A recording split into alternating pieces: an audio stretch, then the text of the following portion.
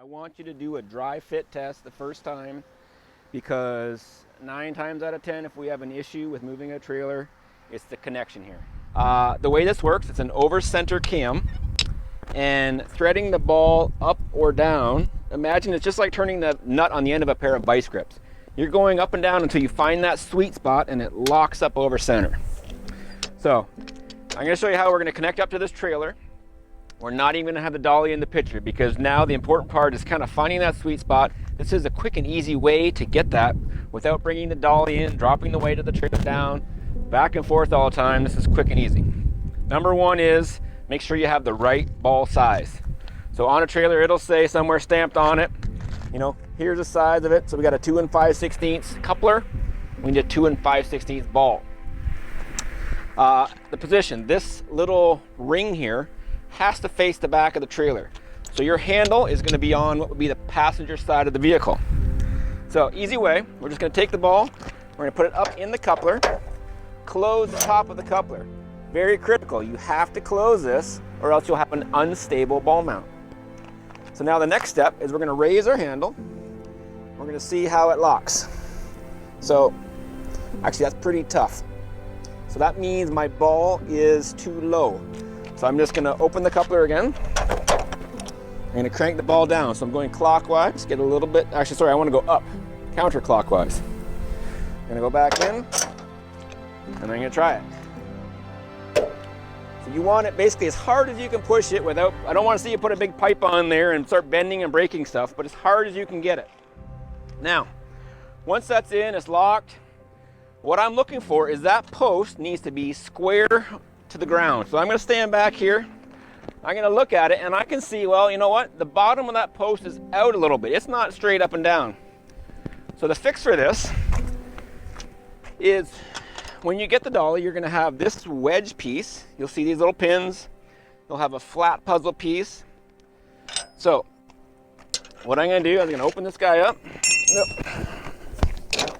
I'm going to open the coupler and take it out. Now, this wedge is going to go in with the thicker part to the front. You can see these corresponding pins line up with this puzzle tab. And I'll just show you, if the underside of your coupler is completely flat, you would just put that in there, makes a flat surface. If it's not, you're going to take this out. These pins with the wedge will go in there. Now you can see that keeps the wedge from sliding around side to side. You've got the thicker part at the front, thinner part at the back. Also know that once you add more thickness, you're going to need to raise the ball a little bit to get your height just right. So I'm going to go counterclockwise a little bit and put that back up, close the coupler, and push it up. You hear that thing snap over center? So now when I get back and look at it, I'm actually just a hair, not square, I'm a hair, the bottom is facing the back. That's okay, I would rather see it towards the back than to the front, because if it's at the front, that means the whole dolly has to tip with the caster wheel in the air. And whatever that post position is, the dolly has to follow. It's got no choice. So that's how to properly couple this. Make sure the top of your coupler is closed. That's critical. When that's open, I get people email me and they call up, and it's all loosey-goosey because the ball is just free floating in there. Critical. A couple other things we're going to talk about. So now, you have this D-ring here. We're going to send you this turnbuckle. The turnbuckle has got a left and a right thread. So if I spin this thing, let's see, one will go one way, and the other has to go the opposite way. So it's not like a normal nut and bolt where it's always righty-tighty, lefty-loosey, it's backwards. The purpose of this guy, if I open this up, now I can put that in there.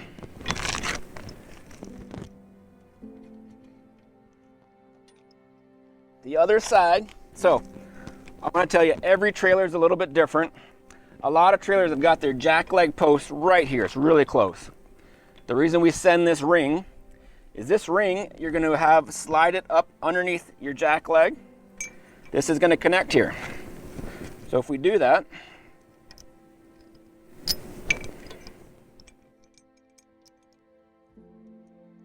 And this is not even needed on all trailers. So on this particular trailer, I don't even need to worry about this. It's a good stable connection. If you have the kind of a coupler where you lift it and that mechanism slides down and then clips down again, those are tricky and you definitely need this. So it's not always needed. So this would go, depending on where your jack leg is, okay? So just imagine I've got a post right here. This is gonna be on here. And then I'm gonna snug this guy right up nice and tight.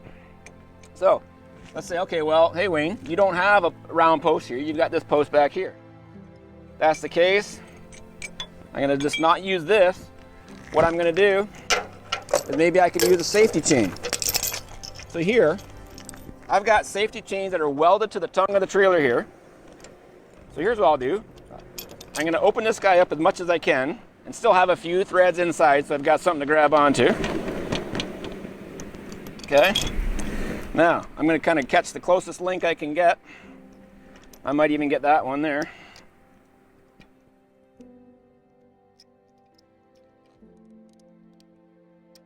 Okay.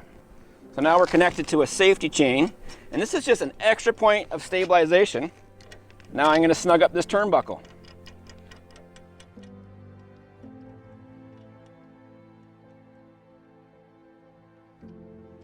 So I got that guy nice and snug. There, all that slack's taken out. So that's a way that we can basically add a second point of stabilization to make this rigid. Some cases, maybe your chain is up too close, so what you'll do is you'll just wrap it around the back of your leg and then come forward and hook on. But one way or another, you'll be able to grab onto something underneath, snug it up, and that's gonna add more stability. So the rest of you will just lift up out of the way as we're gonna go somewhere. Okay. Once you have a good connection, a couple other common sense things we want to talk about. You're going to bring your dolly in, get the post underneath, lower the weight down. By having this on here, note that when I'm lifting this handle up, okay, that pressure foot is pushing up on the tongue. If I bring the dolly in, drop the trailer tongue on there, all of the weight's on the ball. When I go back, you're working harder because now you're lifting the whole tongue of the trailer as you snap it on. That's why it's easier to do it beforehand, before the dolly's in place.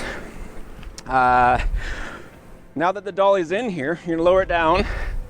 Just the simple things, just ease into your starts and stops. So don't get all ready to go full throttle and oh, the back of the dolly popped up. If you ease into it, it's going to make things a lot better, and then you can accelerate into the moving of your trailer. If you do have a problem, what I want you to do is I would like to see you connect like this, get your phone out, and I want to see a photo. I want you to get 90 degrees to the tongue here, get down level about here. That's the shot I want to see. Then I want you to email that to me, please. So email to me, Wayne, W-A-Y-N-E, @traxpowerdolly.com. Put your phone number on there, and once I get it, I'll give you a call, and we'll talk through what's going on. The other issue you may have is everything's all hooked up like properly the way it should be. You want to move your trailer, and the dolly just starts spinning its wheels. You're not going anywhere. Now you're into a traction issue, which almost always has to do with tongue weight. There's not enough weight on the drive wheels of the dolly. That can happen primarily if you have a lot of smaller boats. They're typically put on and positioned on a trailer, so they're almost at the balance point. And then everyone puts the biggest motor they possibly can on the back. You got all this back weight, you got very little weight here. The dolly just sits and spins. So weight is critical. So sometimes if you get in a position where you're almost there, it won't quite do it, get someone to help you out. If you have someone stand up on the tongue, I've just added another couple 100 pounds of tongue weight, and you've solved all those traction issues.